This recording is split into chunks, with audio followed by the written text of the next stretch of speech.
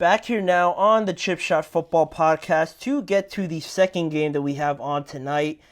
I think I like the Monday Night Football doubleheaders a lot more. It feels like it feels more like a Sunday when there's a couple games going on and you can check both of them at the same time. When it's one, it has more eyeballs on it, but I feel like there's more risk kind of when you know there's only one game on. And if it's a dud, it kind of ruins it. But the Monday Night Football doubleheaders, I think, should be around a lot more. But with that being the case, looking at this matchup now between the Chargers and the Cardinals, the later game set to start at 9 p.m. Eastern Time over here. This one, I'm pretty sure, I could be mistaken, but I'm almost certain that this one's exclusively on ESPN+.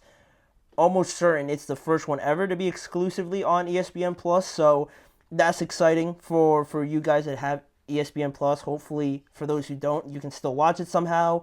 But yeah, this is a later game between the Chargers and the Cardinals. Two teams that are still nowhere near the finished product, but have definitely shown major steps forward, major strides in trying to build the ideal image of what they see each of their teams being. And we have the Chargers coming into Arizona at 3-2, and the Cardinals facing a bit more of a must-win scenario because they're 2-4 now, hosting the Chargers. The Chargers, Arizona, just came off of a tough loss to the Green Bay Packers as well last week in Green Bay, and the Chargers, coming off of their bye week, if I'm not mistaken, also just beat a tough Denver defense, right? After back-to-back losses that they had, they came in, they won that game, and are getting a bit healthier now, where after that Steelers game, they had a couple injuries to Joe Alt. Justin Herbert got dinged up a little bit more, but it looks like, hopefully, for their sake going forward, it looks like they're getting healthier, so that's a great thing to see. Also, like I said with both of these teams, both of them, especially the Cardinals, because the Cardinals are a bit more of a, very, very varied team where one week we see them beat the Rams, blow out the Rams at home, and then other weeks we see them also be in close games with the 49ers, and they won both of those games, and they're their two wins so far on the year. And then there's other games where they just get handed the business pretty much. And this is still a team that hasn't won back-to-back games since 2021, and it's a interesting scenario, really, just because of how many good players they have, based on the fact that, we're talking about Marvin Harrison Jr., we're talking about Kyler showing a bit more flash this year, I think showing a bit more of a consistent play in some of these games, right? Other games have been a bit hit or miss, but James Conner's still there, and Michael Wilson's kind of making a name for himself as well. So there's a bit of those flashes, and I want to believe more in this team, but it's a bit too varied, and I think that comes with obviously trying to build this team that they're trying to build being so early on in this process up until this point. But elsewhere, looking at the Chargers now with Jim Harbaugh coming back, he's back in the NFL, back coaching where he used to play with the Chargers. He's actually 6-0 during his 4 seasons with the 49ers on Monday Night Football. So take that as you will for anything you want to do with that information. And the Chargers have the 3rd highest run rate so far in the NFL.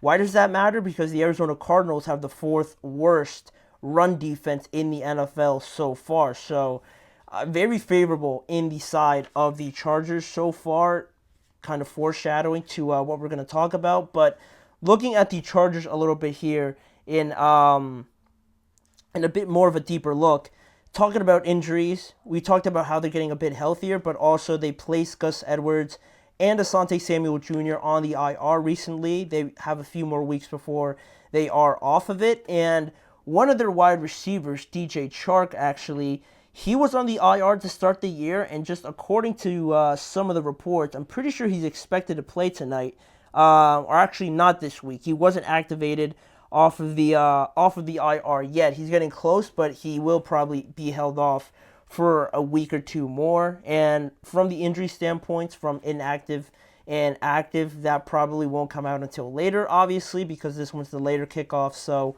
we'll have to wait probably towards the end of the show, I would say. Hopefully they're in by then. But yeah, unfortunately, no DJ Chark. They're going to roll out with the same guys they have been so far. And other than that, it's a great sign still to see other guys getting healthy. It looks like Justin Herbert's ankle sprain and any sort of issues he's had with that seem to be in the past now. Hopefully that doesn't get tweaked or anything like that going forward, because that kind of, looking at it in the Chargers or the Chargers and the Steelers game, really where it really limited their offense. Obviously, with Herbert being a bit hobbled out there, then he got hit in that ankle and he had to come out.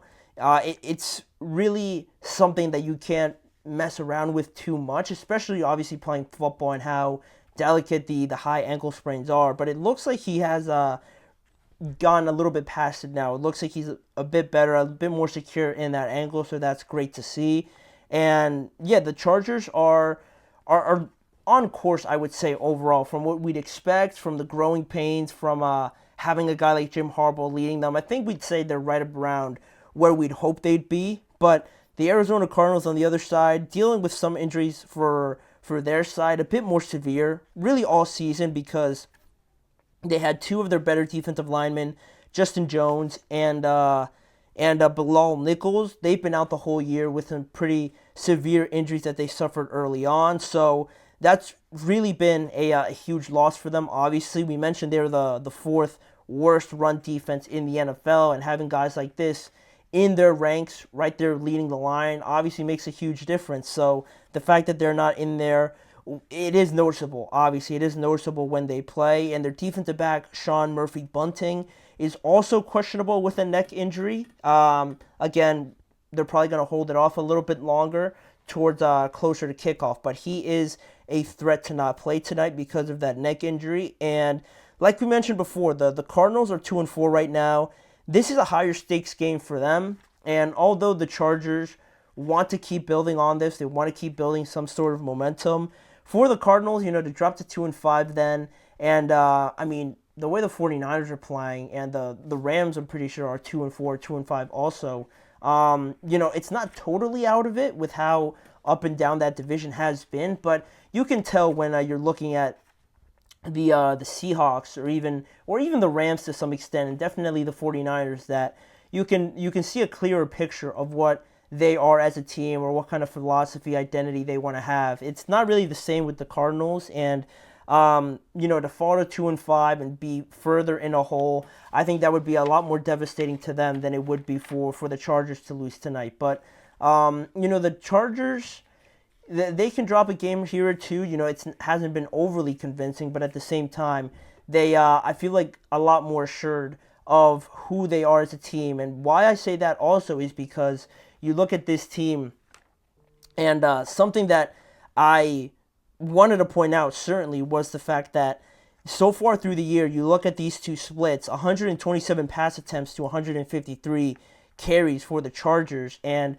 you might not think that matters too much, but I think it's really significant to point out because it shows sort of a shift in this philosophy that I think Jim Harbaugh brings. And how effective was it going to be? That was the big question, right? But so far, like I said, being 3-2 for this Chargers team, you're right around that sweet spot where you want to be, with a chance to be 4-2 this year. And there's a lot of teams right now in the NFL that are 4-2, and for the Chargers to be in that mix, executing their philosophy, how they want it to be, very run-heavy, offensive line dependent, not having Justin Herbert throw like 30 times a game. They're doing that based on the numbers, and it's resulted in some performances like you see out of J.K. Dobbins. He sort of rejuvenated himself with this offense, finding a home here in Los Angeles alongside Jim Harbaugh and his ideas. It's a great thing to see, and that's where my assurance comes with the Chargers a bit more, because it seems like they have a clear plan.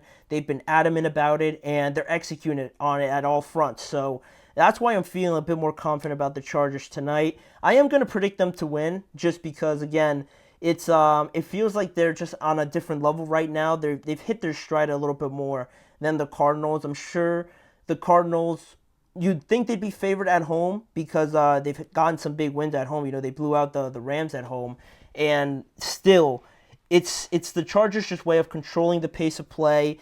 They only really logistically have to focus on Marvin Harrison on that offensive side of the ball, plus James Conner. But passing wise, someone that has that X level factor about themselves is it's Marvin Harrison Jr. It's not like the Chargers who have, I mean, to be fair, the Chargers don't have guys that jump out of the page either, but you know what I mean. I feel like the Chargers know a little bit more of how to get the ball to their guys. They scheme them open, per se, rather than the Cardinals do. It looks a bit cleaner for them. But looking at the key matchups here to explain why I could feel a little bit more comfortable about the Chargers is a matchup between James Conner and the defensive line for the Chargers because this offense is so hit or miss, because it's so hot and cold at times for the Cardinals, whether or not they can get the ball to Marvin Harrison Jr., they're going to need a guy like James Conner to play better, quite honestly, because he hasn't really been as dominant as he has in maybe a game or two here, but it hasn't really maintained a steady level all year. And James Conner, funny enough, on Monday Night Football, he has 6 touchdowns in 6 Monday Night Football games, 3 of them being with the Cardinals, so it gives you a bit more hope there for the Cardinals to keep it close because James Conner just performs pretty well on Monday Night Football. So that'll be a matchup that if the Chargers also win that one and they're able to control the game through their running game, it's going to look very one-sided if the Cardinals can't even fight back with their own running back. So that'll be one to keep track of as well as the Chargers wide receivers against this secondary for the Cardinals, because last week we saw the Packers have really no issue throwing at will wherever they wanted to all over this secondary, and they got out to a big lead because of it. So are the Chargers able to do the same thing? Do they want to do the same thing? Or maybe they just want to pound the rock with the running game and kind of beat them up that way and then open up easier throws. It'll be interesting. It's not going to look like the Packers' way of attacking just because the Packers are so pass heavy, but it's something to keep track of because then you're incorporating motions, play actions, and how the secondary reacts to that, how disciplined they are to their assignments, and not being too focused on getting caught looking in the backfield. It's all revolved around this matchup, the Chargers wide receivers and the secondary for the Cardinals. So those two are my key matchups. I said I'm going to pick the Chargers to win on the road. I like their style of play a bit more, and it's the run-heavy teams that I feel like have a bit more success, and that's what the Chargers are trying to be. They've been pretty successful, so I think it continues in tonight's game. We got the Chargers in one game, predicting them to win, and like I said before, the Ravens will win the other game. We'll see if both road teams win in those matchups like I am predicting, but moving past the games tonight and backtracking to Sunday, we got 3 games I wanted to go over to start the week, while obviously looking for the rest of the week and recapping some more games because there were so many you couldn't fit them all in today's show. We're going to start off with the Sunday Night Football game that we saw last night. A pretty surprising result for both sides, right? The Steelers actually winning and Russ looking very good. And surprising on the other side, I'd say, too, because the Jets, with the reunion and everything and everybody feeling good, the way that they played was very surprising as well. So we're going to break that all down, and I'll give you guys my thoughts on it when we return in just a few seconds. Look